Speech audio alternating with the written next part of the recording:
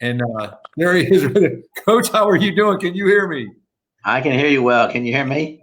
I can hear you, Coach. Thank you. Yeah, you're Jason Alexander, my partner here on this podcast, is with us here. We call it Huddle Up, Coach. Perfect thing to bring you in on. It's Huddle Up time. So, hey, state champion once again. Ninth time for the school. Your fifth time as the head coach. Have you come down off the championship high yet, or are you still up there? Well, I'm still excited for the kids, but yes, I've come down. Reality set in now. Get ready for the next one and stuff. So. I knew you were going to say that, Coach. It's like celebrate a day or two and you're ready for the off season and get ready. And that's the way it happens out there in Katy. Would you take me through this journey this year? Because I met with you a number of times back when you were trying to get it started, just the journey you and your team and really the whole community went through.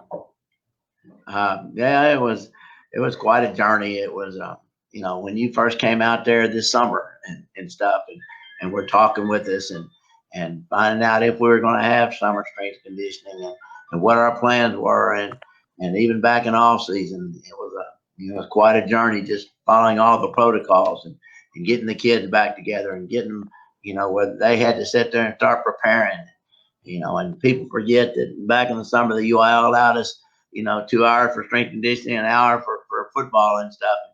Just going through that, it made from June all the way through January 15th, where, you were sitting there going straight through. They had no Christmas break and no Thanksgiving break.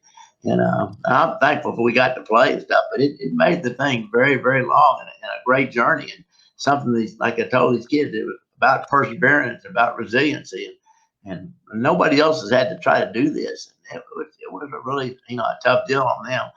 Most of them had to give up their social life, because, they weren't able to go out to the mall or go out to the show or anything else, movies or whatever else they call them now and stuff. But, they had to pretty much self-quarantine themselves. And I'm proud of them for doing it. We had people get sick, but, it wasn't because of the interactions they have with their teammates they got sick. I think it's just because of everyday life. Parents would, some of them would bring it home, or they'd go by the store or kids in the school. So it was something that was quite different as far as approaching the whole football season. Coach, you lose your first district game in 12 years to Tompkins. What was your message to your team after that game? Well, the biggest thing I told them, and we didn't play our best game and things, but the thing I told them is we've been through this before. When 2008, we lost a district game in overtime, and our kids bounced back and won a state championship. And I told them it had been done. And I said they weren't going in uncharted waters, but they were going to have to improve every day, and they were going to have to sit there and prove that they were worthy of sitting there going to the playoffs and things. And now, it wasn't about us being on top; it was about us finishing on top. Your system out there, I always love it because it's unselfish. It's a team game. Everybody has their responsibilities, and that's the way you've always coached it there. And when I always see it when you get into the playoffs, you always meet teams with just as much talent, but it's that discipline and your system that always seems to come out on top. And I know you take great pride in that. Well, like I said, it's about their kids, and the kids have to buy into the system. There's no doubt that I have some outstanding football coaches on my staff and things, and they all came here and bought into the system and bought into, this is who we are, and that's why I told you after we lost, the district game, I felt like a part of the reason we lost is because we lost sight of who we were. We were trying to do, too much, and the kids were trying to sit there and they were panicking, trying to do too much during the game instead of just, relaxing and playing with the system and letting the system work for them and stuff and things. But no, it's a great compliment to the coaches, and it's compliment to really just the whole overall system we have, from the top to bottom, their administration, our building principal, who's very supportive of athletics, the teachers at this school that are concerned about the kids and about their grades, to our athletic director, they set up the protocols and help us throughout the playoffs, range ball games. Without me having to sit there and spend time on that. It goes back to the whole organization, and that's what, people understand. It takes organization and an organization like this to have a chance to be successful, especially in a multi-school district like we have. Hey, Coach, can I pop in real quick? Jason here. and congratulations on another state championship. Was there a point in the year or a game that you felt like it got done and you said, we got something really special here, we can go all the way? No, like I said, I thought it was going to take improvement every week. I guess the real turning point, when if we had to have one, was probably when we played Shadow Creek, and we knew that they were the defending 5A state champions. We knew they were very, very talented, and we knew that we were going to have to step up our game in order to sit there and beat them.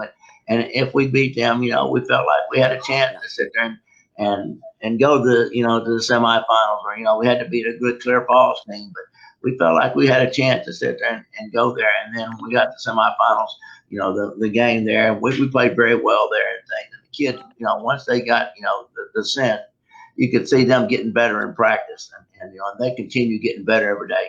But yeah, just going through that, the Shadow Creek game, I think was the ultimate test for us. Yeah, you guys got rolling, and I could tell the confidence was building as you go along. So now, as you said, it's on to the next one. You've been head coach for 17 years. I want to see if I got my numbers right. 17 years, and you've been at Katy. At Katy 39, is that right? 39 years. At Katy, and I know you don't care about this because it's about the kids and about the players, but 226 wins. Is that number right? Is it ring a bell, or do you not keep up with it? I don't even know. That sounds close and stuff. Sandy keep up with that. That's not. I know you don't care, but 226 wins is 22 losses. I mean, you don't look at it that way, but I mean, you played for your dad, and I know you take a lot of stuff that he taught you. Tell me some stuff that your dad passed along to you that you still lean back on. I think the biggest thing he passed on to me was it's about the kids. And if as long as you sit there and it's about the kids and you take care of your kids and stuff, then you're doing the right thing and stuff. And it was our job not just to coach the X and O's with them. It was our job to sit there and help them grow up and be young men. I know it's cliche, but that's something that he told me at the very beginning when I first started way back 40 years ago and things. And it's still true today, and you have to sit there and take care of your kids. And they named the stadium after him down in Wharton. They did. That was quite a compliment to him. And I was real proud of that. After he left Wharton, he became the executive director of the High School Coaches Association. And, and that was a great thing because he got to sit there and help coaches. And, since then, that organization's grown. D.W. Rutledge followed him, and Joe Martin's followed D.W., and that THSCA is under very, very great hands. And they're great people and stuff. And I think a lot of that has been passed on. A statement that THSCA puts out is a coach helping coaches help kids. That's where we're at with this thing. That's what was taught to me at a very early age.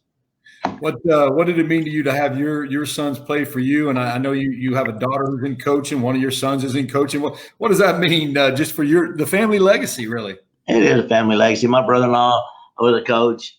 My son-in-law was the offensive coordinator at ULM last year. It's a great time around the house. My brother's a coach, a head coach at Aldine Davis and stuff. So it's kind of a family affair and things. And all of us, we get together and you tell a lot of war stories at Christmas time and things. Before this year we couldn't even get together at Christmas time. But I mean, it's a great deal. And everybody's in it for the right reasons and things, and it's important. It's important that it's kind of a compliment to the coaching profession that we have good people like my kids in it and stuff, and like the other people that are in it.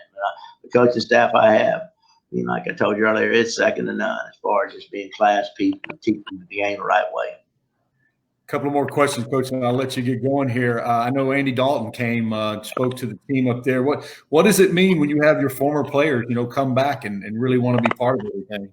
Well, and I think it's one of those things that's the legacy you want to have. You want to have people that can listen and talk to good people. And Andy was a great kid when he was here. Had a great career at TCU. Really, with Cincinnati, he had a great career. And Andy's a genuine person. And even after he had talked to the kids, and a lot of kids that wanted to have their picture taken with Andy Dalton. So I told him he doesn't understand just the type of role model he is, not just to our kids, but to every kid. Yeah. And that's what, you want all these professional athletes to sit there and understand that yes, it's more than just being a football player. It's a kind of role model that, you want them to be to kids, let people have the ability to have the kids look up to them and what they've done and their accomplishments and where they came from. The first thing Andy told them was that he gave him his story. And he told them, y'all don't understand. I was a backup B team quarterback, in ninth grade. It's not about the now. It's about, you putting the work in to sit there and make yourself better. Well, that's a lesson for everybody.